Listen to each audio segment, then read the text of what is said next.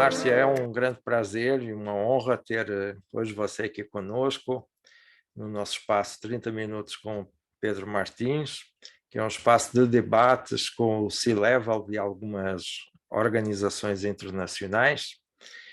Conforme nós já comentámos, fomos vizinhos de palestra no CONAR.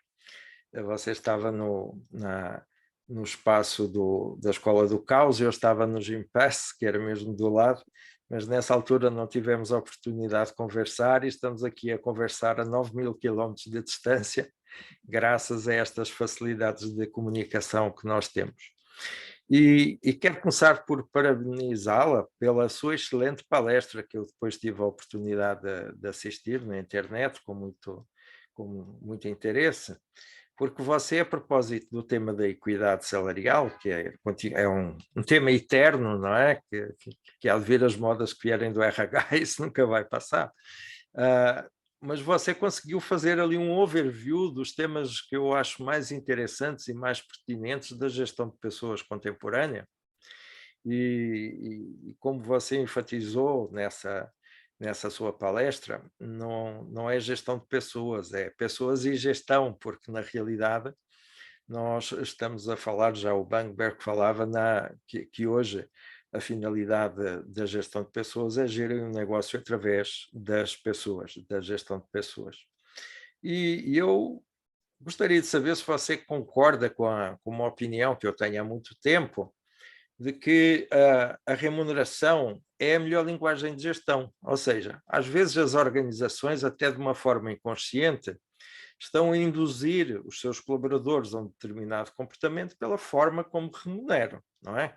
Se são mais agressivos, se são mais normativos, enfim, seja o que for. Eu gostava de saber se partilha da mesma opinião e como é que você relaciona a questão da cultura e dos propósitos da empresa com as políticas remunerativas. Quero agradecer uma vez mais ter aceito o nosso convite e eu pedia-te para começar por se apresentar, por gentileza. Claro, claro, Pedro. Antes de mais nada, super obrigada pelo convite. De fato, é muito bom saber que, apesar de a gente ter estado vizinhos ali no Conar e não ter se conhecido, agora a gente pode ter esse contato aqui a 9.000 quilômetros de distância, mas ainda assim com muita qualidade, profundidade.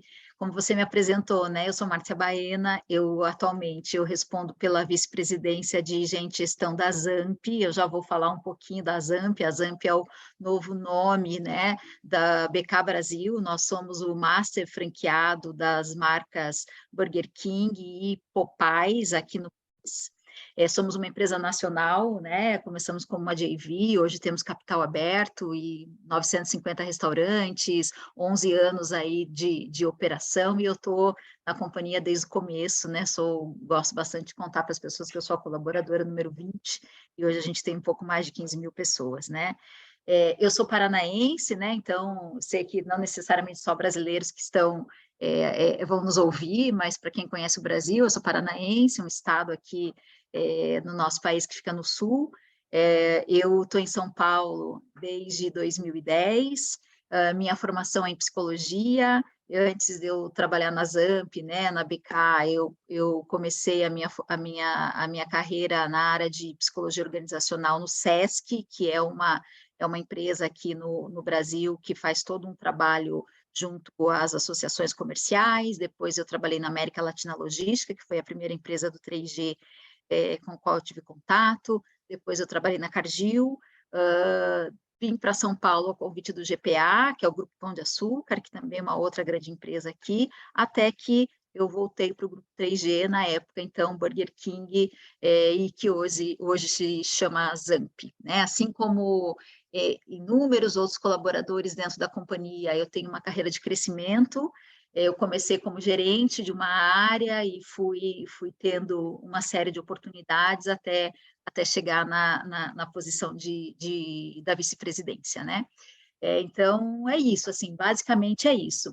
Vindo para a sua pergunta, eu concordo totalmente, assim, que a remuneração, ela é uma ferramenta de gestão e, acima de tudo, de modelagem de cultura, né?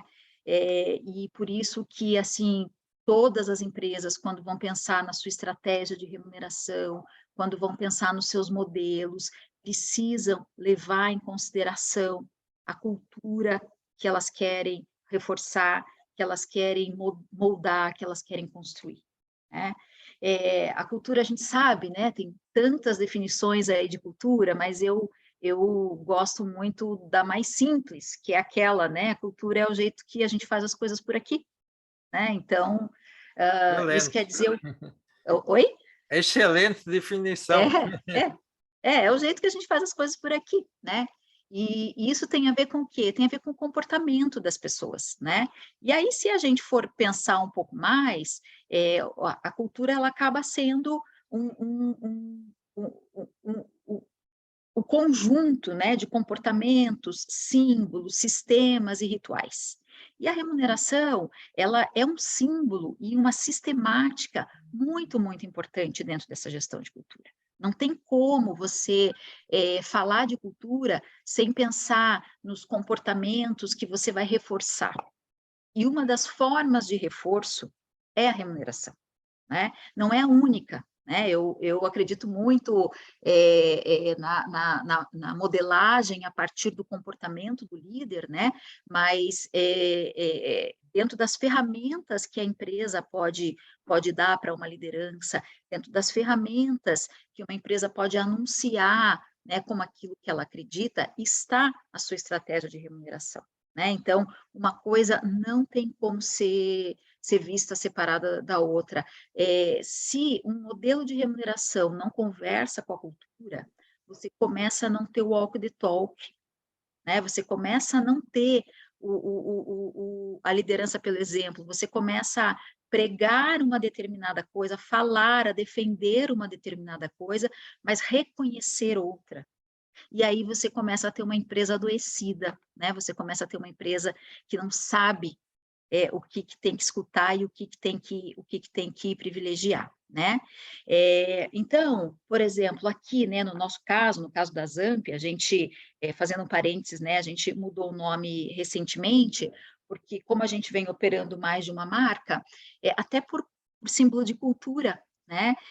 Então, você tem um nome que se chama Burger King e opera duas marcas, aquela marca que não se chama Burger King, culturalmente, ela começa a se sentir menos privilegiada, Uhum. né? Menos importante. Então, nós fizemos essa mudança com esse objetivo. A nossa cultura, ela continua, a nossa característica, a nossa cultura, o nosso jeito de ser, ele continua sendo o mesmo, mas a gente quis deixar muito claro que todas as marcas que estiverem no nosso portfólio, elas são igualmente importantes, né? Independente do estágio de maturidade que ela esteja dentro aqui do Brasil. Mas vindo para a nossa cultura e para a nossa estratégia de remuneração, dentro da nossa cultura, a gente, por exemplo, estimula e acredita muito no intraempreendedorismo, né? A gente acredita muito nessa característica das pessoas fazerem as coisas acontecer. Nós somos uma cultura orientada para resultado, orientada para entrega, orientada para a construção, para o crescimento, né? E entre os nossos valores, tem dois deles que impulsionam muito o nosso modelo de remuneração, né? O valor, esse negócio é nosso e você faz, você merece. Sobre o que eles falam, né, esses dois valores? Eles falam sobre perspectiva de dono, esse negócio é nosso, e meritocracia, você faz, você merece. Então, a nossa estratégia de remuneração, ela é uma estratégia, e você sabe, né, quando a gente fala de estratégia de remuneração, não tem certo nem tem errado, tem o Uhum. certo, o errado para a sua cultura, né? Então, para a nossa cultura, a gente mescla, né, um modelo de remuneração que trabalha com remuneração fixa, garantida, mas que também trabalha com remuneração variável, né? Onde uma boa parte da minha remuneração vai vir, se o negócio tiver sucesso e se a minha performance tiver sucesso. Com isso, eu estou estimulando esses dois valores que eu mencionei anteriormente, né? Então, vamos pensar, né? Uma pessoa que seja dona ali de um negócio pequeno, sei lá, tem a padaria aqui do meu bairro, né? Esse dono dessa padaria, que é o empreendedor, quando é que ele vai pôr dinheiro no bolso? Ele vai pôr dinheiro no bolso quando o negócio dele estiver indo bem, né? Então, a gente também, né? Poxa, você pode pôr mais dinheiro no bolso se o negócio tiver indo bem. Então, nos ajude a cuidar desse negócio como se ele fosse nosso, porque ele é nosso. Ele Uhum. também é seu, né? Então, a gente está estimulando isso. Quando eu estimulo a questão de alguma diferenciação de remuneração a partir de entrega de resultado, de metas, de books de meta, e da sua performance no ano, eu também estou dizendo que dentro desse negócio, indo ele bem, ou indo ele médio, a gente trabalha sempre para ele ir bem, né? A gente vai ter pessoas que vão performar melhor do que outras, né? Então, puxa, se você performou melhor do que eu, você vai receber um pouco melhor do que eu nesse ano pela remuneração variável. Então, para nós, essa mescla de fixo com variável conversa muito com a nossa cultura. Nós fizemos uma revisão de estratégia recente, a gente divulgou para os nossos colaboradores recentemente no corporativo uma revisão. E, apesar da revisão, a gente manteve essa filosofia, né, da remuneração fixa com a remuneração variável, porque fala com a nossa cultura. E no momento que eu tenho esse modelo de remuneração, ele por si só, ele já me ajuda também a selecionar aquelas pessoas que mais se identificam com a nossa cultura, porque é uma cultura onde a gente corre algum risco. Então, uma pessoa que eventualmente não gosta, prefere não correr risco, ou neste momento da vida dela não pode correr um risco, ela já vai, por decisão própria, entender que, puxa, num processo seletivo não é essa empresa para eu estar nesse momento, né? Uhum. Então, eu acho que o modelo, ele também ajuda a fazer com que você selecione, com que você mantenha as pessoas que também estão mais conectadas com a sua cultura, que, de novo, não tem certo e não tem errado. Cada empresa tem a sua, né? E por isso o seu sistema, seus símbolos e a sua estratégia de remuneração precisa conversar diretamente com a cultura. Excelente, Márcia. Você fez aí um tratado de remuneração em 5 minutos. Adorei a sua colocação. Você também fala muito da questão da equidade, não é? E ainda há algumas pessoas que confundem equidade com a igualdade, que são realmente coisas diferentes. Às vezes a igualdade não gera equidade, não é? Porque pessoas diferentes têm necessidades diferentes, o que nós temos é de remunerar de forma equivalente e não de forma igual. Isso me leva a outro tema que você aborda também com muito brilhantismo, que é o tema da diversidade, não é? Então, equidade e diversidade parecem contraditórios, não é? Por um lado, queremos fazer qualquer coisa comum e, por outro lado, queremos diferenciar. Eu sou também suspeito para falar sobre isso, que eu, em 1992, ganhei o prémio Diversity da Society of Human Resource Management, como tendo a consultoria com maior diversidade a nível internacional, porque na altura não era assim tão comum as mulheres no mundo da consultoria e eu tinha mais mulheres do que homens trabalhando na minha consultoria. E confesso a você que nunca selecionei, não fazia o que hoje se faz, seleção às cegas, não é? Uhum. Mas eu falava olho no olho nas pessoas, mas nunca liguei à questão de género para as selecionar, era pelo mérito próprio. E por coincidência tinha mais mulheres, não foi, digamos assim, uma cota que eu estabeleci. Mas a pergunta que eu lhe faço é o seguinte: existe remuneração que atenda à especificidade feminina? Por exemplo, eu estou-me a recordar dos work-life benefit, de alguns benefícios que podem ser mais gratificantes para um homem ou para uma mulher de acordo com a especificidade do género, não é? Você Uhum. já tem este assunto no radar? Já pensou nisto? Eu acho que esse é um tema que tem crescido muito, né, na agenda dos profissionais que trabalham na área de pessoas, que trabalham com remuneração especificamente, né? Porque, claro, como você falou, né?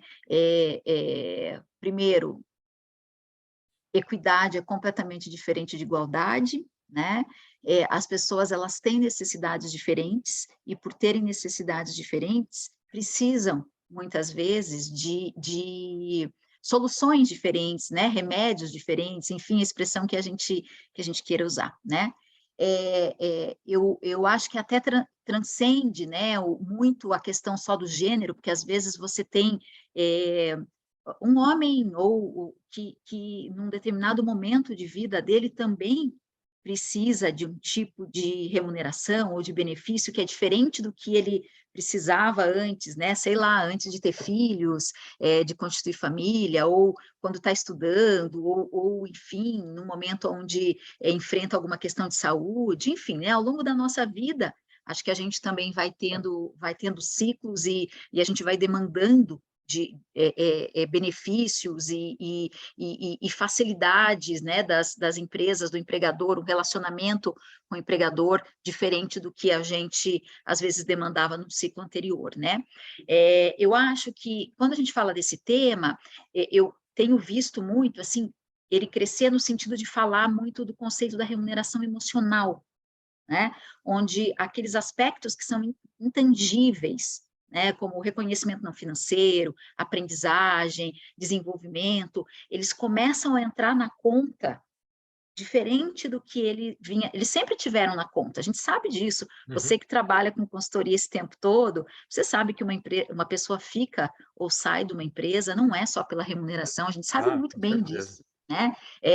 Mas, talvez a teoria, né, de gestão de pessoas foi evoluindo para ajudar as pessoas a enxergarem isso de uma maneira um pouco mais clara, né? Então, essa coisa da remuneração emocional, né?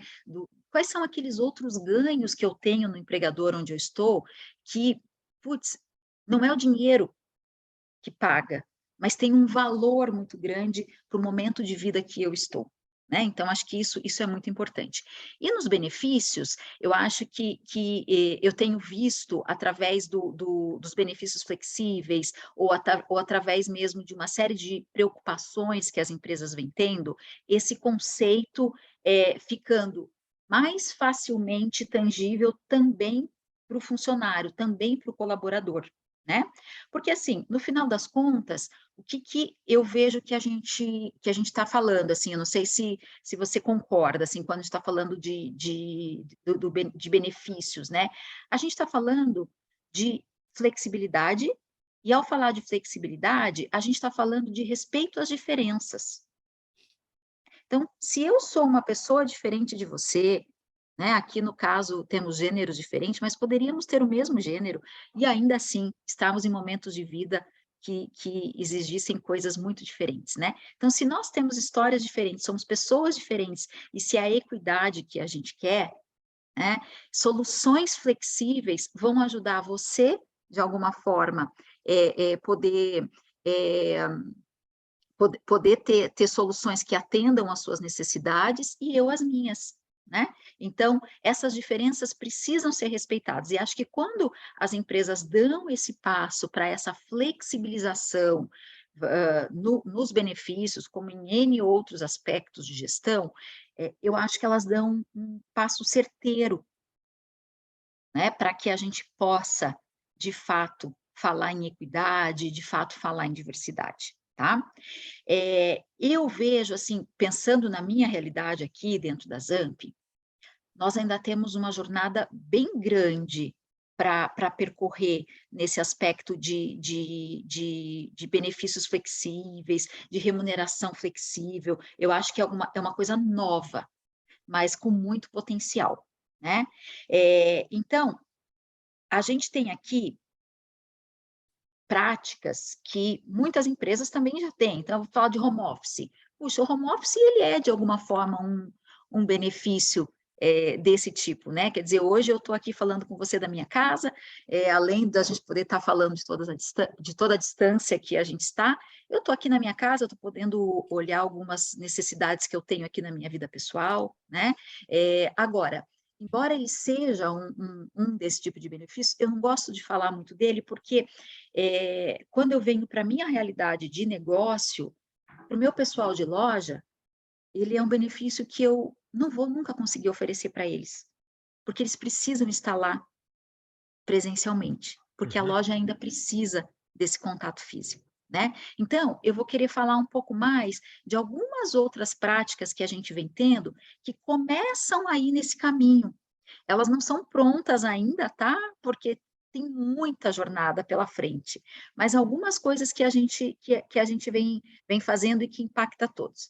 Por exemplo, o parceiro que você estava lá no Conaro de Gympass, é um parceiro nosso e é um benefício que está com o pessoal. Ele é um benefício para work-life balance, né? Uhum. Visto que talvez eu precise dele, ele está disponível ali. Pode ser que eu use e você não use, ou vice-versa, mas ele está disponível. Ele é uma facilidade para que eu possa cuidar um pouco mais de aspectos relacionados à atividade física, bem-estar e tudo mais.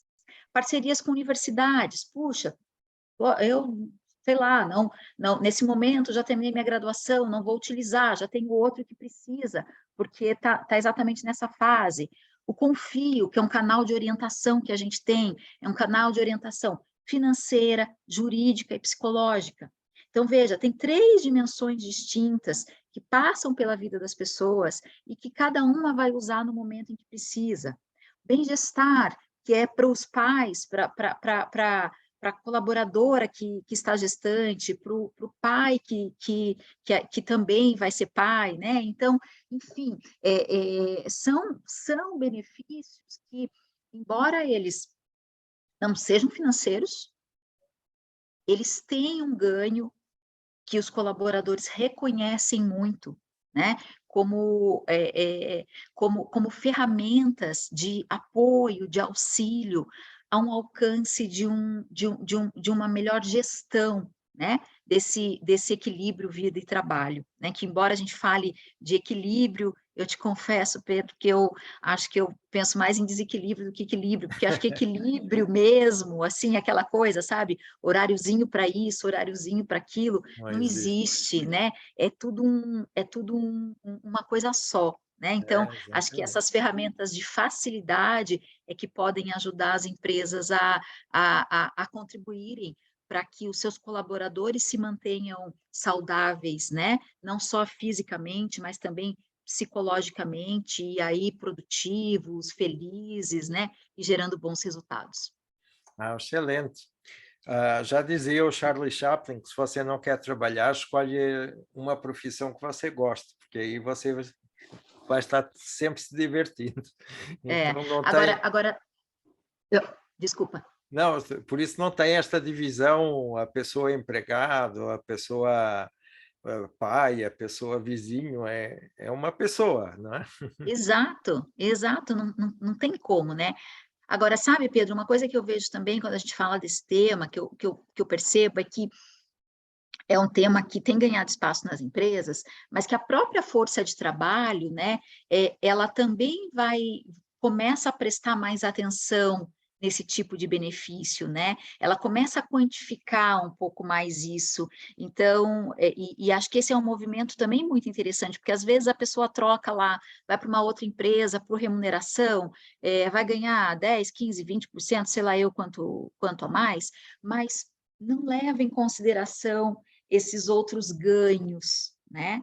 E eu ainda acredito que, ainda que a gente possa fazer isso tudo através de benefícios, de remuneração, ainda a arma mais poderosa, né, para que a equidade mesmo aconteça, ainda é a liderança, né? Porque por mais que você tenha políticas flexíveis, vai sempre surgir uma necessidade, assim, de você tem equipe há muito tempo, né, às vezes aquele colaborador, aquela colaboradora está com uma necessidade naquele momento, que você nunca teve contato antes, e que não tem política que cubra aquilo, né. E, puxa, como é que eu tenho empatia, enquanto líder eu tenho empatia, enquanto líder eu consigo, flexibilizar alguma coisa para que essa pessoa possa passar por aquele momento da vida dela da melhor forma possível. Excelente. Márcia, o papo está realmente muito bom, mas estamos chegando no final dos nossos 30 minutos e eu gostaria de propor a você continuarmos a nossa conversa na próxima edição do 30 Minutos com Pedro Martins, porque de facto os temas que estamos abordando são os mais contemporâneos e você está tratando todos eles com grande brilhantismo, então seria uma pena terminarmos por aqui o nosso episódio de hoje.